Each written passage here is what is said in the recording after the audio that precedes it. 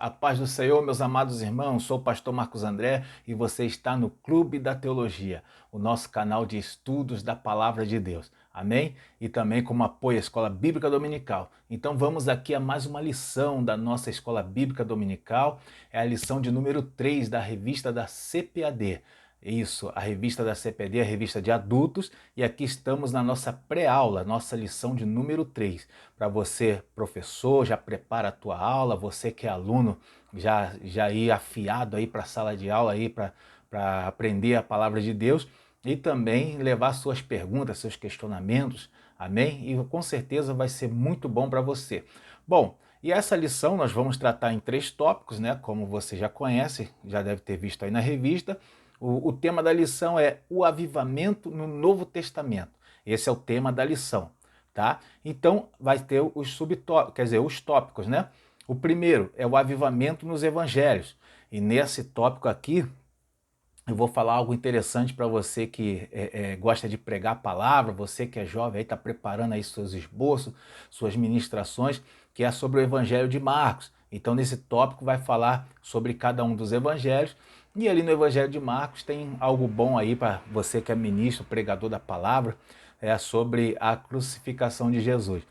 Quiser dar se você estiver apressado, quiser dar uma corrida lá no vídeo, né, uma corrida aí no vídeo, você vai já dar uma olhada lá no que nós vamos dizer. Bom, e também no tópico 2, aí aqui nesse tópico o tema é o avivamento nos Atos dos Apóstolos, tá? Então ele vai falar do período da igreja primitiva, ali no Atos dos Apóstolos, né, nesse livro importantíssimo, e aqui vai falar do avivamento, né, nesse período. Bom, e no 3, o tema é o avivamento nas epístolas e no Apocalipse. E aí vai falar das epístolas de Paulo, das epístolas gerais, vamos colocar ali o que é as epístolas gerais, as curiosidades sobre a epístola de Paulo, isso aqui é muito interessante, né? E principalmente Apocalipse. Apocalipse é um tema que muitos professores têm dificuldade. E você também aí, aluno, professor, quiser, né, aprender algo a mais aí, ali eu falo uma curiosidade muito interessante sobre Apocalipse, tá? Sobre o livro da Revelação. E você quiser também, tiver impaciente, quiser dar uma corrida lá, dá uma olhada lá no que nós vamos dizer. Amém? Bom, a aula é muito boa, é muito interessante. Você já prepara aí o seu esboço, já fica aí atento. É um vídeo assim até para você assistir mais de uma vez, para você pegar seus conteúdos, tá bom? E vamos lá, tá? Esse aqui é só o apanhado geral, vamos para a nossa introdução. Não esqueça de deixar o seu like aí, né? De se inscrever no nosso canal, ative os sininhos das notificações, para você sempre estar atento por dentro aí dos nossos conteúdos, tá bom? E vou deixar o link aí na descrição desse vídeo, o link para você acompanhar essa lição lá no nosso blog, no Clube da Teologia. E você também pode, com isso, né, aproveita aí para participar da nossa promoção dos 6 milhões de acessos.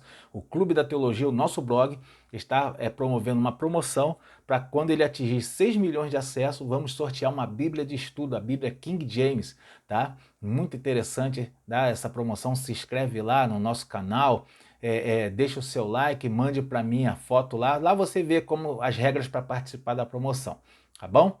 Vamos então aí esta maravilhosa lição. Bom, aqui, introdução, tá? Não se esqueça de deixar também de você quiser adquirir esse subsídio, claro, eu coloco um subsídio bem mais completo, eu coloco à disposição no Clube da Teologia. Quem quiser adquirir, é só ver lá a melhor forma de fazer isso, tá bom? Bom, vamos aí nossa introdução então. Na introdução, aqui, professor, já convém você explicar o que é o avivamento, do que se trata esse avivamento no Novo Testamento. Tá? A gente vai ver aqui que o avivamento no Novo Testamento ele se refere ao surgimento da igreja, se refere à mensagem do evangelho dada ao ser humano. Esse é o avivamento de que trata aqui essa lição. Simples assim, básico desse jeito, claro que você vai destrinchar isso aqui para os alunos, né, no decorrer da lição. Mas você tem que ter esse foco, né? Esse foco, que o avivamento que está falando aqui é o avivamento do evangelho sendo passado, né? E aqui a ferramenta que é usada nessa introdução, até faço um destaque para essa parte que diz assim, ó: desse modo, nosso Senhor trouxe a mais poderosa mensagem que os homens ouviram, a mensagem do reino de Deus. Tá? Isso aqui é o que? A mensagem do Evangelho. Né? Os apóstolos do Senhor transmitiram essa gloriosa mensagem por meio de epístolas e livros. Tá? Então, a ferramenta que os apóstolos utilizaram para passar essa mensagem, né, no ID que o Senhor deixou, para transmitir essa mensagem, foi por meio das epístolas, das cartas e dos livros, livro de Atos, livro de Apocalipse, tá bom? E aí a gente vai ver aqui que o Novo Testamento ele é a ferramenta que Deus deu para os seus servos transmitirem esse avivamento. E que avivamento é esse que está no Novo Testamento? O avivamento da instituição da igreja, mensagem do Evangelho, descida do Espírito Santo, tá bom? Isso é bom você, professor, já entra com esse foco, sabendo disso, tá? Para você não se perder aí na aula. Você não pode se perder no emaranhado de informações e não passar o principal. O principal é isso daqui, tá? Bom, aqui nessa lição vou deixar sempre um algo a mais, tá? Não convém você somente chegar na aula e só ler a revista, né? Passar para os alunos uma coisa que os alunos já leram na revista. Isso aí não ajuda. Muitos alunos acabam não gostando da aula, porque viu que o professor não sabia tanta coisa assim, e é sempre bom o professor ter um conteúdo. O professor tem que ter conhecimento para passar para os alunos.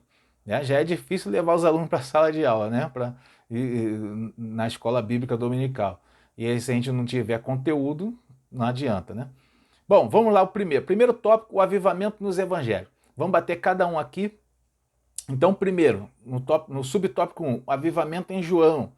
Bom, aqui eu quero fazer o destaque para esse parágrafo que diz assim: o Evangelho de João foi escrito nos anos 80 e 95 depois de Cristo e sua abordagem difere dos outros 3 evangelistas. Daí não consideramos esse evangelho um livro sinótico. E aqui você, professor, tem que já passar para os alunos o que é sinótico. Né? O que são os evangelhos sinóticos? Claro que na lição aí da revista do professor está explicando ali, né? Eu dei uma lida, mas achei muito sucinto o que está sendo explicado. Então vamos lá, vamos entender primeiro o que é sinótico. A palavra sinótico significa semelhante, né? Que tem semelhança, que tem relação de semelhança. E os evangelhos, os 3 primeiros evangelhos, são semelhantes entre si, tá? Eles são sinóticos, por isso, tá bom? Por que isso? Isso aí, essa é a parte, é o algo a mais que não tem ali na revista do professor. Bom, eles são semelhantes entre si porque eles vêm da mesma fonte. Primeiro foi escrito o Evangelho de Marcos, e aí do Evangelho de Marcos o Evangelho de Marcos foi usado como fonte para os Evangelhos de Lucas e de Mateus, tá bom? Por isso, esses 3 evangelhos são sinóticos. E também ainda, tá, me vem aqui a memória que havia, isso aí é uma teoria, né, de que havia um documento chamado documento Q, e esse documento ele teria sido também uma das fontes, e seria o Evangelho de Marcos, mais esse documento Q, e as duas seriam fontes para o Evangelho de Lucas e o Evangelho de Mateus. O Evangelho de João, que é desse tópico aqui, ele não se encaixa nesses evangelhos sinóticos, ele tem uma linguagem própria, ele tem conteúdos nele que não tem nos outros 3, tá? E aí, por isso, ele não é considerado um evangelho sinótico. João, ele escreve a partir da sua vivência ao lado de Jesus, tá? Por isso ele traz informações diferenciadas. Também quero fazer um destaque para dentro desse subtópico, para essa parte que diz aqui, ó: no encontro de Jesus com a mulher samaritana, uma água diferente é revelada aos homens, né? Mas aquele que beber da água que eu lhe der, nunca terá sede. Isso aqui é o Senhor Jesus falando com a mulher samaritana, e só no Evangelho de João aparece isso daqui. Tá? Então a gente vai ver, por isso ele, né, é um evangelho diferenciado. E aqui, quando fala o avivamento no Evangelho de João, o comentarista faz a expressão, né, faz uma alusão a essa mensagem, essa revelação que Jesus está falando, que a água que eu der, ela fluirá, né, ela vai jorrar no interior do ser humano. Tá? Olha como é que ele fala, vai jorrar para a vida eterna, né? Porque a água que eu lhe der se fará nele uma fonte de água que jorra, né? A jorrar para a vida eterna. Olha que maravilha. Aqui é a revelação do avivamento que Jesus daria, né? Essa revelação dentro do Evangelho de João. O que consiste isso daqui? É Jesus revelando que o Espírito Santo, ele viria no interior do homem, ele habitaria no interior do homem, e no interior do homem ele ia jorrar, né, como uma fonte de água viva, tá? O Senhor Jesus, ele mencionando como é que seria o seu avivamento, tá? Já no Evangelho de João, Jesus falando aqui com a mulher samaritana, tá bom? Muito interessante. Nessa passagem, nessa parte aqui, o comentarista ele fala que Jesus ele mostra, ele revela que, que ele preencheria o vazio da alma humana, tá? A gente sabe, isso é bem verdade, a gente sabe que isso é através do Espírito Santo que vem e habita no interior do ser humano, tá bom? Isso aí vai ser expressado também lá em Atos dos Apóstolos, como a gente vai ver mais à frente. Amém? Então isso aí é o avivamento no Evangelho de João. Vamos lá para o 2 agora, o avivamento em Mateus. E aqui eu vou te passando só as curiosidades, o algo a mais que tem para você usar na sala de aula. Bom, aqui no avivamento em Mateus, o primeiro parágrafo ele diz assim, ó: o Evangelho de Mateus foi escrito cerca de 60 depois de Cristo. É considerado o Evangelho do Reino ou o Evangelho do Rei, tá? Aqui convém a gente mencionar o seguinte, a gente saber o seguinte: por que é chamado assim o Evangelho de Mateus? É porque esse Evangelho ele foi escrito para os crentes judeus, os cristãos judeus. E para os cristãos judeus, a gente vê que convinha Mateus ele mencionar, ele apresentar a genealogia de Jesus, ligando ele ao rei Davi, porque era prometido que da casa de Davi teria um que governaria para sempre. Então, essa promessa era da vinda do Messias. Então, eles sabiam que o Messias ia vir da tribo de Judá, da casa de Davi, né? E isso você vai ver desde o início Mateus fazendo esse link, Mateus usando a genealogia, sempre apresentando Jesus como rei, né? Então, por causa disso, o Evangelho de Mateus, por ter sido escrito para os judeus, ele é colocado no cânon do Novo Testamento em primeiro ali, né? Ele é colocado primeiro, apesar dele não ter sido escrito primeiro, tá bom? E nesse evangelho a gente vai ver o Senhor Jesus, ele sempre sendo apresentado como, mesmo apresentando-se a si mesmo como rei, né? Olha essa parte que fala assim, ó, Mateus 3, verso 35, né? Eu coloquei lá no meu subsídio e fiz um grifo nessa parte, porque Jesus está falando, aqui ele está falando a importância da palavra, né? De que você, como você fala, você não jurar por Jerusalém, não jurar.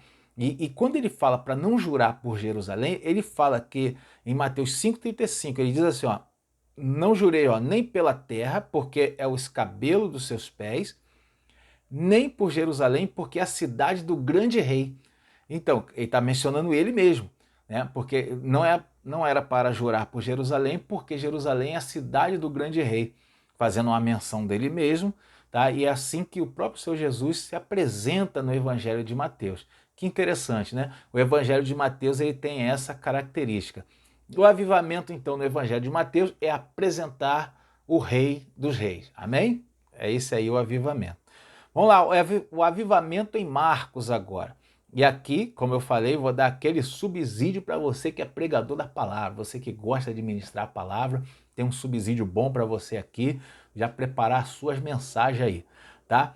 Bom, aqui é o seguinte, o Evangelho de Marcos, aqui, ó, quero separar o primeiro parágrafo aqui, ó. No Evangelho de Marcos, Jesus é apresentado como servo em 3 aspectos. Primeiro, ele mostra Jesus como servo vencedor sobre as enfermidades, os demônios, as forças da natureza e a morte. Bom, e aqui convém a gente saber o seguinte, essa apresentação de Jesus como servo vencedor, ela já já vinha desde o Gênesis, né? Desde Gênesis, o Senhor, o Senhor Deus, né? Ele já, quando vai apresentar a primeira profecia acerca da vinda do Messias, ele fala que da semente da mulher nasceria um que pisaria a cabeça da serpente, e essa lhe feriria o calcanhar. Então, em Gênesis 3,15, Deus menciona isso. Então, a gente vai ver que o conceito de um servo vencedor já vinha desde Gênesis.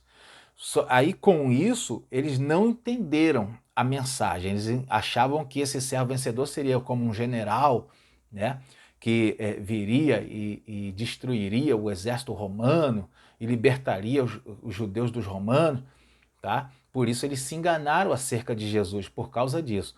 Mas o Evangelho de Marcos, ele apresenta Jesus como um servo vencedor, mas também apresenta ele como um servo sofredor, né?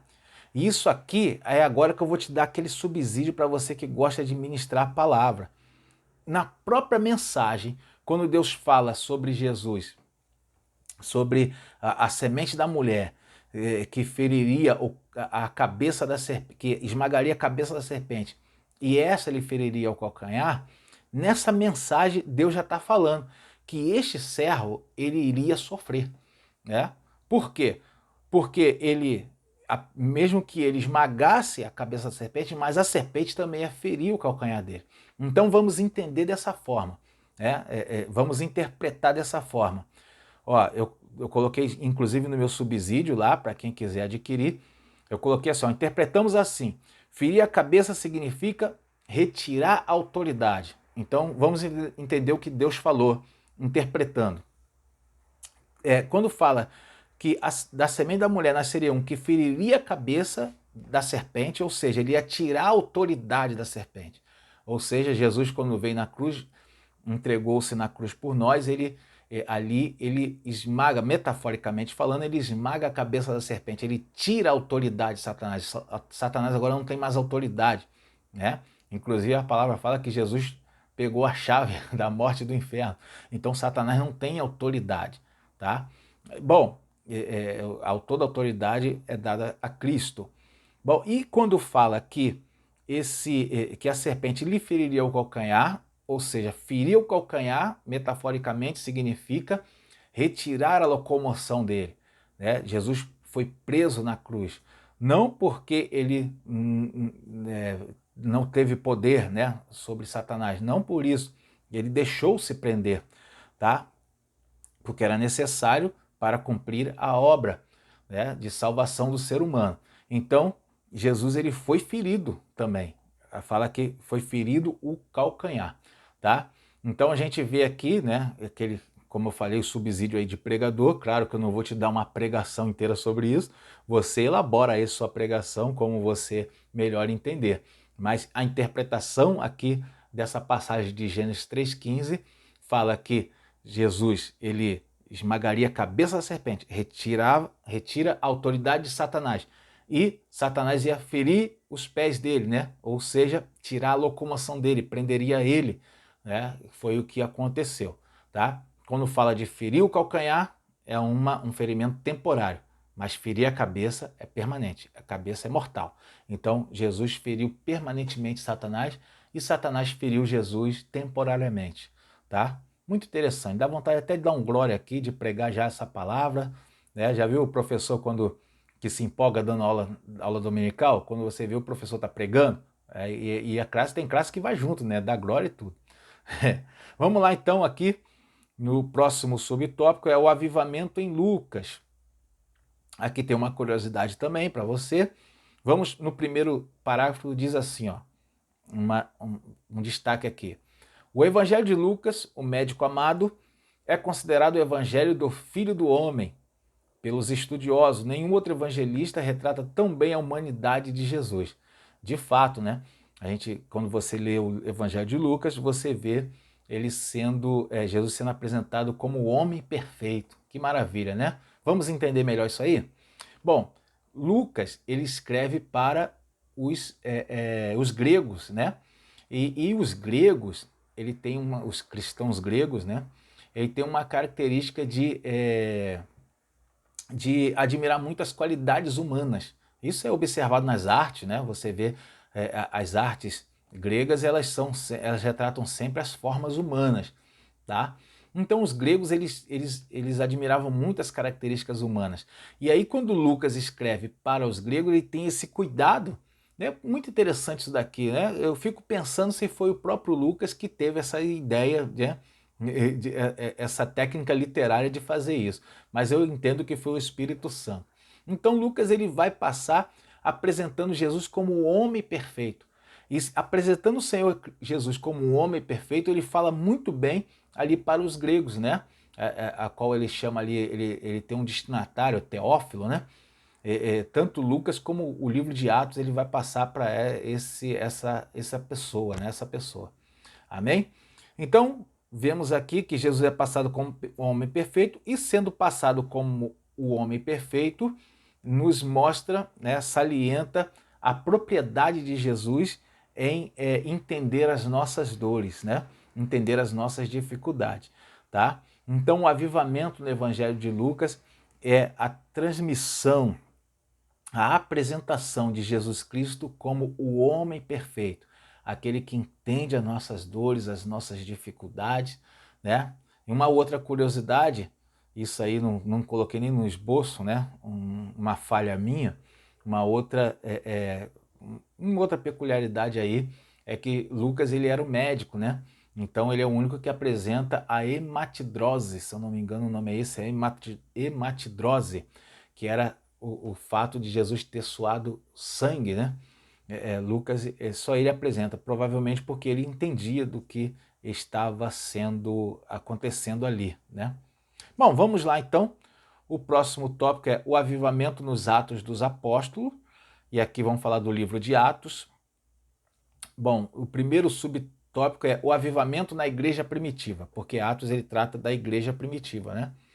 E nesse primeiro parágrafo diz assim, ó: no primeiro capítulo de Atos, o evangelista registra as palavras de Jesus quando o nosso Senhor disse aos apóstolos em sua despedida: vós sereis batizados com o Espírito Santo. Bom, aqui no livro de Atos é apresentada a descida do Espírito Santo. Então o avivamento no livro de Atos é o quê? É a descida do Espírito Santo. Ou seja, o desejo de Deus de não somente habitar entre os homens. Isso aqui é muito profundo.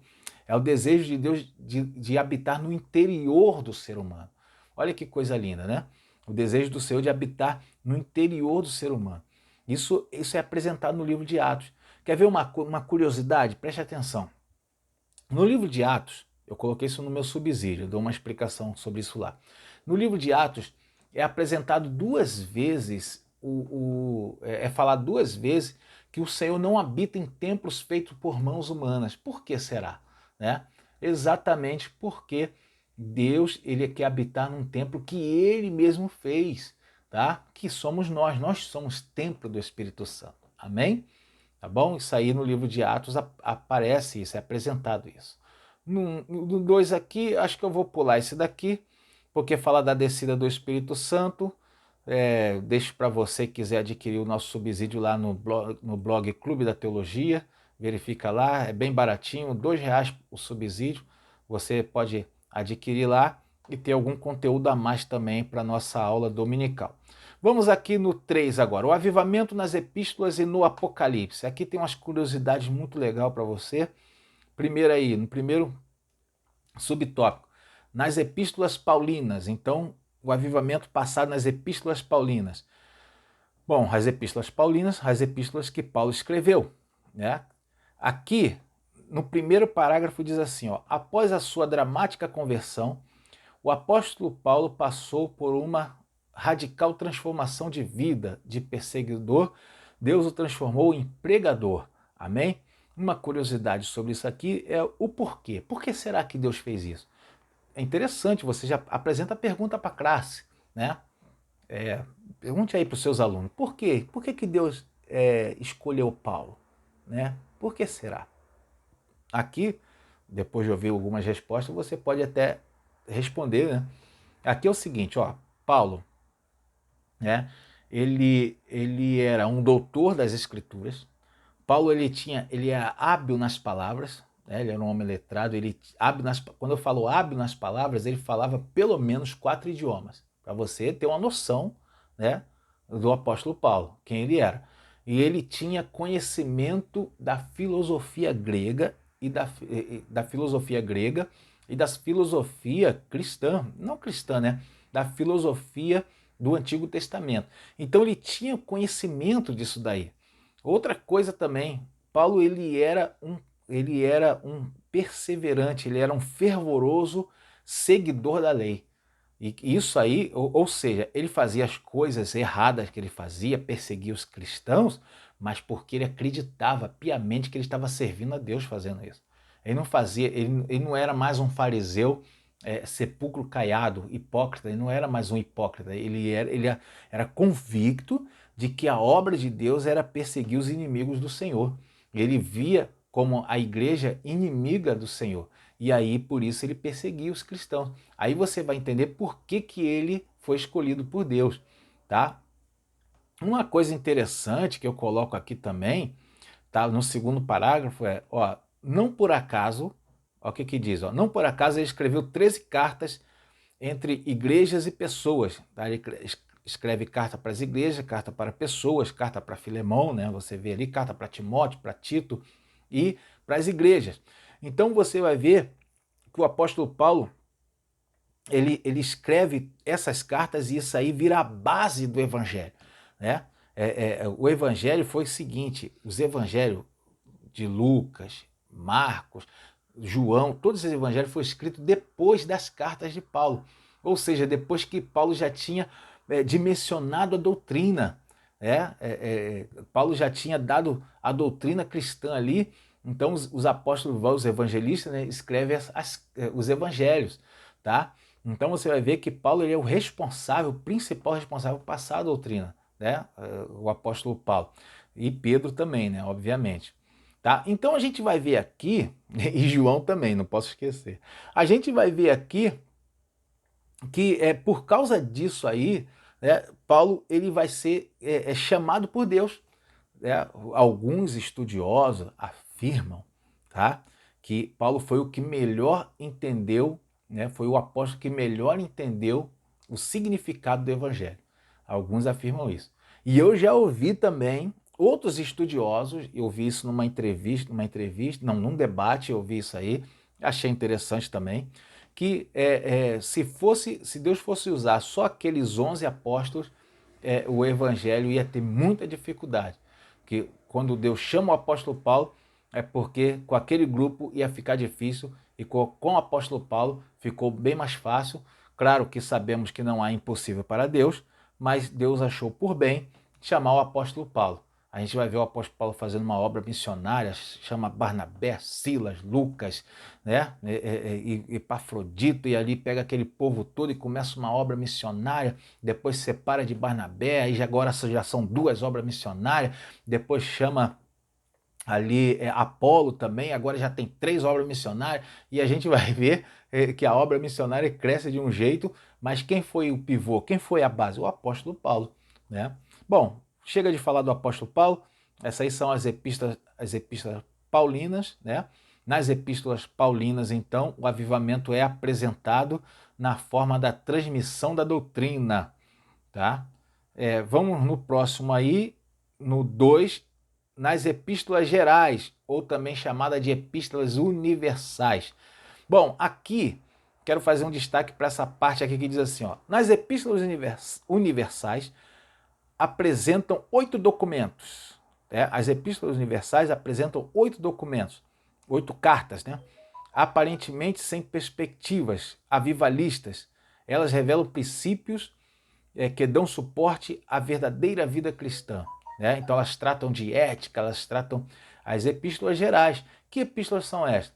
As epístolas que não são paulinas, epístolas para a igreja em geral, né? Epístolas de Pedro, epístolas de João, de Judas, a epístola aos Hebreus, que não sabemos quem foi o autor. Então todas essas epístolas, elas são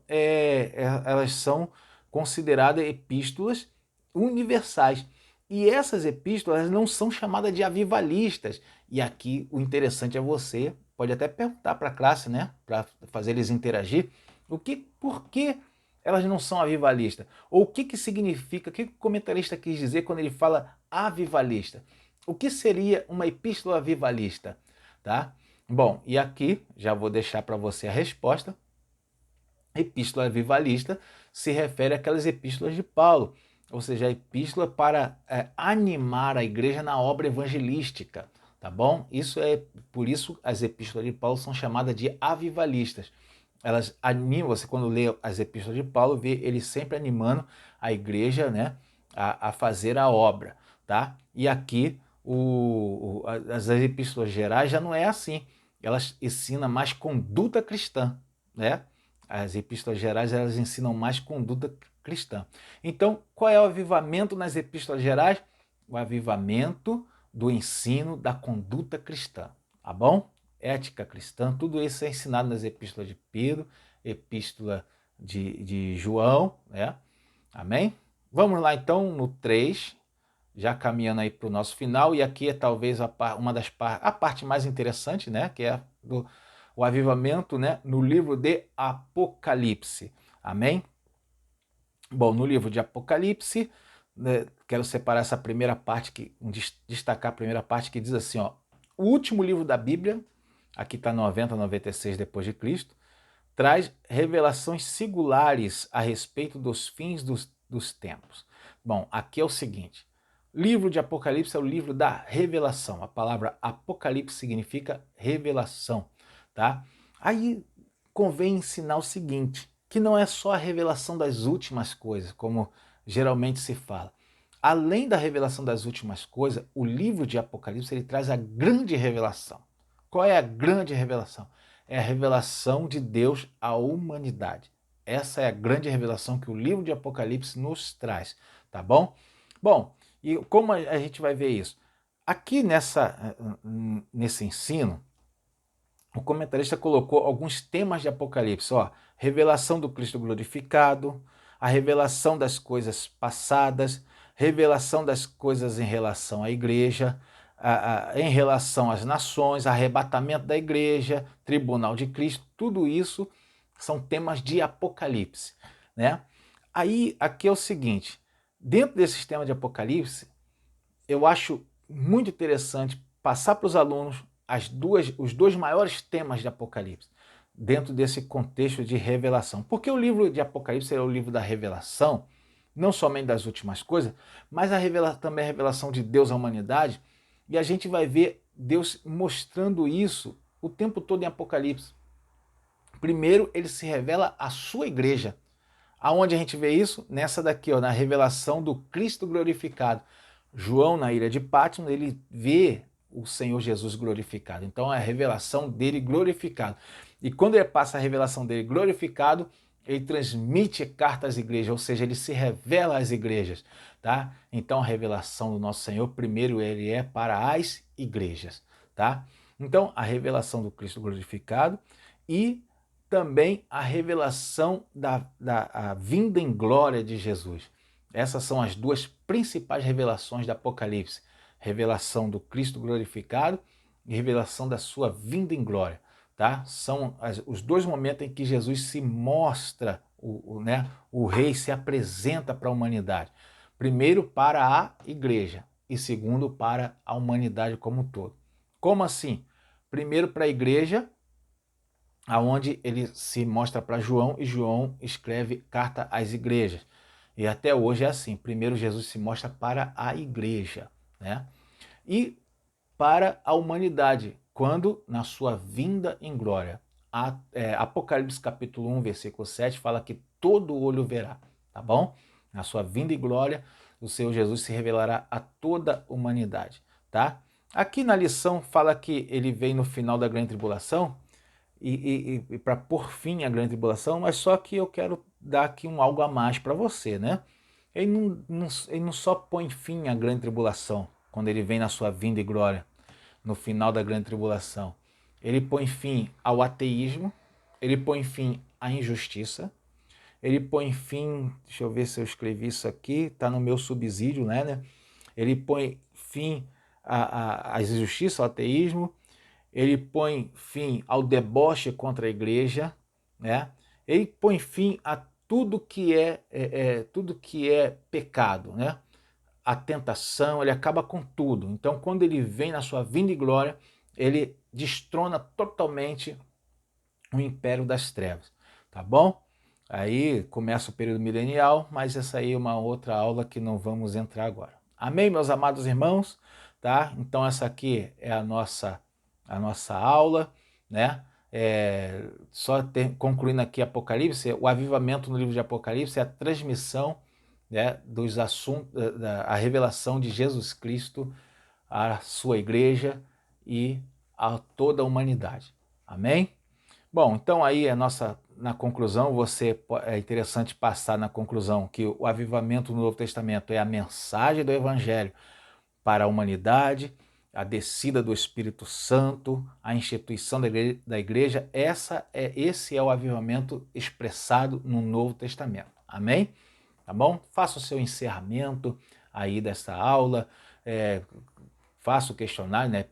Faça as perguntas aos alunos aí, bata os pontos mais importantes, amém? Deus abençoe a sua vida, a sua casa, tá? Deixa um convite para os alunos para a próxima aula. Não se esqueça de deixar o seu like aí no nosso vídeo, você que acompanhou até aqui, tá? Recomende esse vídeo, interaja com a gente, deixa comentário aí. Vou estar respondendo assim que você deixar, eu já respondo no ato o seu comentário, tá bom? O canal Clube da Teologia ainda é um canal pequeno, mas com certeza vai crescer, né? Para a honra e glória do Senhor Jesus. Deus abençoe a sua casa, a sua família. Até a próxima aula.